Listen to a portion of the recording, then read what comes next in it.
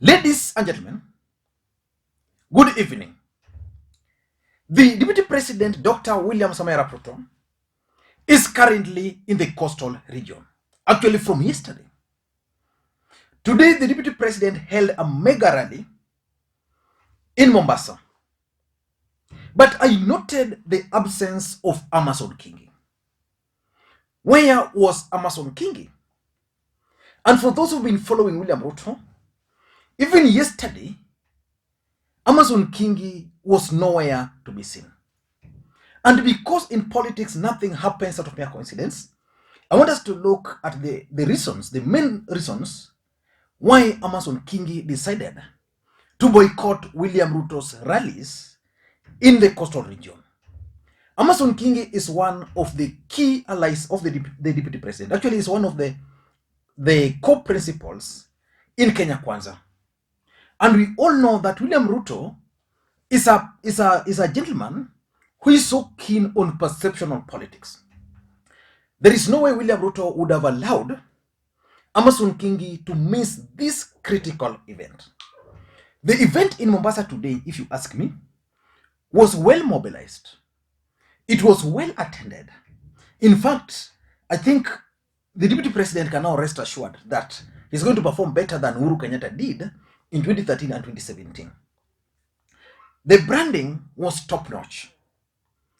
Predominantly the UDA, which can be explained by the fact that majority of aspirants in Mombasa County are actually UDA. Remember, the deputy governor, William Kingi, is the PAR candidate, but he was also missing.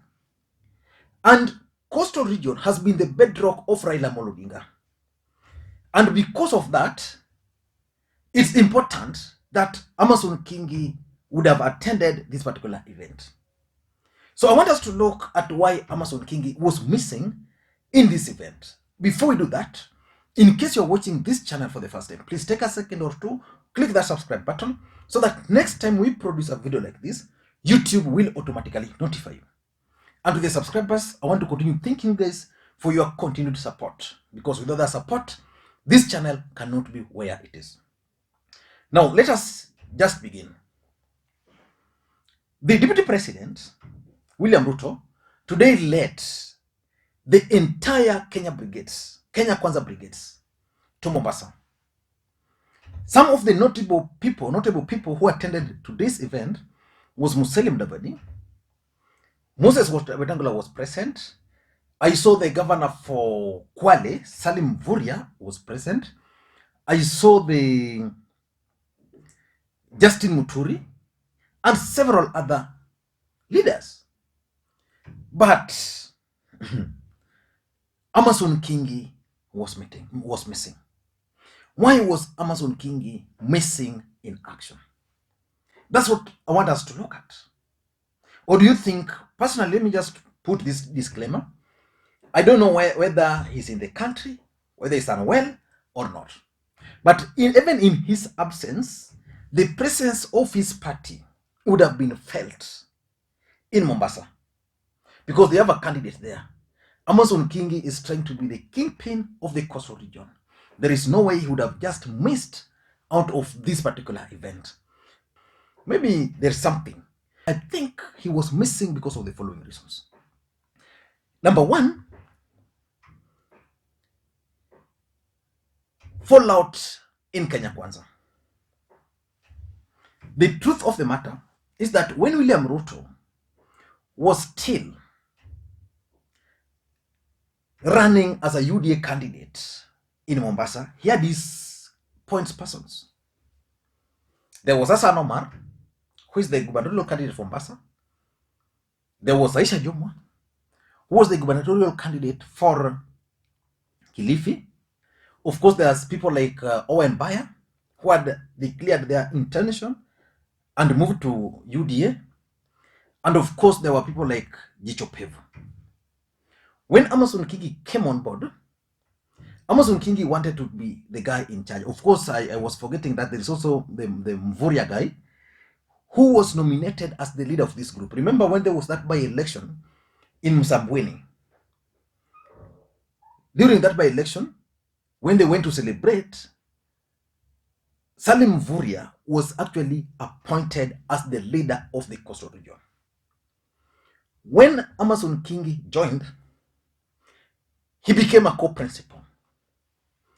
According to the agreement, they are in the same level with the deputy president. But on paper, the deputy president prefers working with his team. He prefers campaigning for his team. And therefore, Amason Kingi has not been so happy with all this arrangement. He wants to be the main guy. So there's a fallout. That's why if you are keen, I'm just trying to look for the other phone of mine. Sorry. That's why when you are keen, 4 days ago, I think that's the moment, let me just get Amason Kingi. 4 days ago, I think that's the moment these guys started planning for this particular event. Amason Kingi made some interesting post that formidable PA team spearheads coast takeover. And he's saying the Pamoja African Alliance has successfully caved a niche for itself in the Kenyan political landscape, and the August general election will provide ample proof that the indestructible hope of the coastal people for a party of their own has finally come to pass. He's talking of a coastal-based political party, a party the coastal people are calling their own. In the formidable team of gubernatorial candidates, PA has lined up in the coast counties, if not in doubt which way the political chips will fall. PA has made the coastal agenda part of the national discourse. The Mwanzo Mpya wave rolls on. So he has these people, he has this list of people. George Kithi in Kilifi, Kwale, he has Luganzi. In Tana River, he has Hassan Morowa. In Mombasa, he has William Kazungu Kingi. So basically, 4 days ago, Amason Kingi was telling everybody who cares that in the coastal region, as PA, they have their own political party. And they have their own lineup. And they're going to campaign the way they want. So basically, there must have been some fallout. And that's why they gave this particular event that missing without apology. Number two, I also tend to think that one of the things Amason Kingi wanted to avoid was a situation where William Ruto was going to go to Mombasa and then endorsing UDA candidates. In Mombasa, for example, William Ruto has Hassan Omar and there's William Kingi of PA. The guy in charge of this particular event who mobilized everything is Hassan Omar. Hassan Omar was appointed as the coordinator of William Ruto in the coastal region long time ago. So assuming William Ruto was present and William Kingi is there, Hassan Omar is there, who would he endorse? Even if it were you will definitely endorse Hassan Omar. And this is what Kingi didn't want. Because remember, Kingi left ODM party because he wanted his parties to be given that leeway. So assuming he went to Mombasa and then Ruto ended up endorsing Hassan Omar, what message would have gone outside there? It would have been a laughing stock. So I tend to think that Kingi decided to avoid a situation where, in his presence, the deputy president was going to endorse some of these UDA candidates. Of course, someone like Musalia Mudavadi is there in the coastal region, and you can understand why he is there.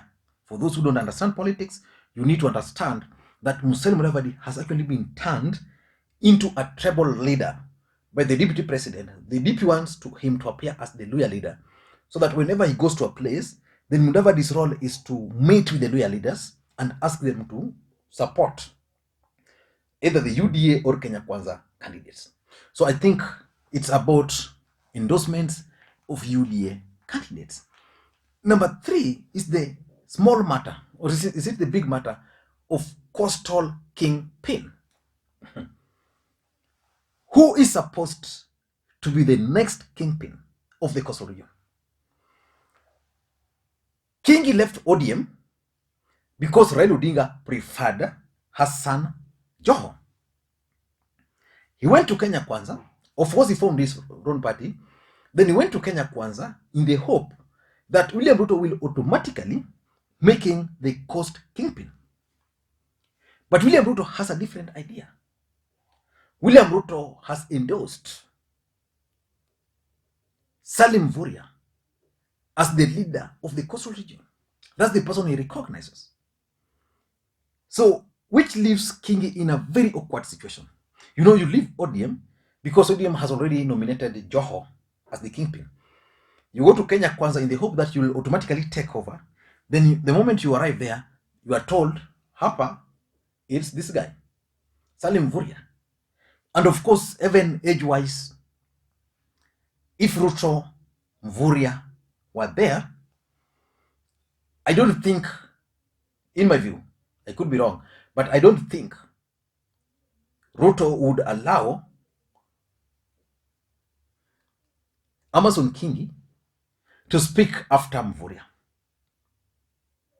in terms of coast politics. Because remember, in the coastal region, there's also this issue of Mijikenda and the rest. The moment you elevate Salim Vuria, Kingi is left out. And that's one of the biggest prayers of Kingi, to be the coastal kingpin. So he deliberately avoided this event, because if he had attended this event, Salim Vuria would have automatically been endorsed as the leader of the coastal region. Number 4 is something which I think is also happened, the zoning. Amason Kingi is being taught very tough political lessons by Ruto. You know, Raila Odinga would tell you that that's not possible. Then you don't make a move. For Ruto, he would tell you it's possible. Once you get in, you are in trouble.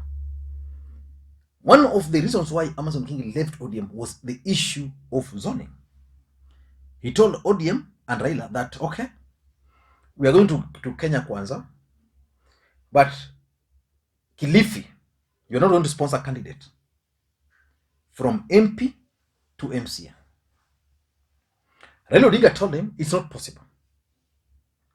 Our supporters are saying they must have candidates. Then he said, that's not going to work. If that's going to be the case, I'm going to support William Ruto. So he went to Ruto. When he arrived in Karen, he shared with Ruto that, for me, I'm willing to support you. What I want is the zoning. He was told, it's okay. We are going to talk to Aisha.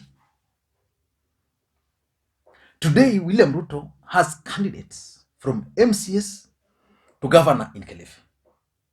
He has candidates from MCS to governors in Mombasa. He has MCS to governors candidates in Kwale, in Tana River, and in Taita Taveta. Which begs the question, what is this issue about zoning? And William Ruto believes that his party is actually giving ODM a run for their money. So he's in this, in the hope that Amason Kingi will divide ODM votes and his parties and the candidates are going to sneak through. And Amason Kingi has realized this. So he's not willing. In fact, we will see Amason Kingi missing most of these actions. But I know for sure it has happened before on this channel. When I do a video like this, then efforts are made. And probably tomorrow you'll see candidates here and there being given opportunities to speak. And lastly, it could also be about local politics. Politics is local. Because politics is local, Amason Kingi has candidates. Some of them, they're running for governor, senators, MCS. The ground in the coastal region, as a matter of fact, is ODM and Azimio. That's why people like Aisha Jumwa, you won't see them having images of Ruto in their billboards or in their campaign materials. So the truth is, since Raila Odinga is the main candidate enjoying support with the locals, it's just good and fair for Kingi, who is keen on his candidates winning. Probably they meant, and the candidates told him, for us to succeed, please don't associate with the Ruto, don't associate with Raila. Let us square it out. And that's why that particular video I did previously about Kivi sharing a photo on a campaign trail with his billboard and Raila Odinga's R logo was significant for those who remember that particular video. So I tend to think that the local politics is deterring Amason Kingi, and Amason Kingi is taking advantage, for those who know or follow politics, of that controlling, which stopped them from associating or from leaving Kenya, from leaving Azimio. So they can use that to shield them from all the schemes they are making. I don't know what to think, but that's my take. Thank you guys, and please may you have a good day. Until next time, this is Lee Makwiny.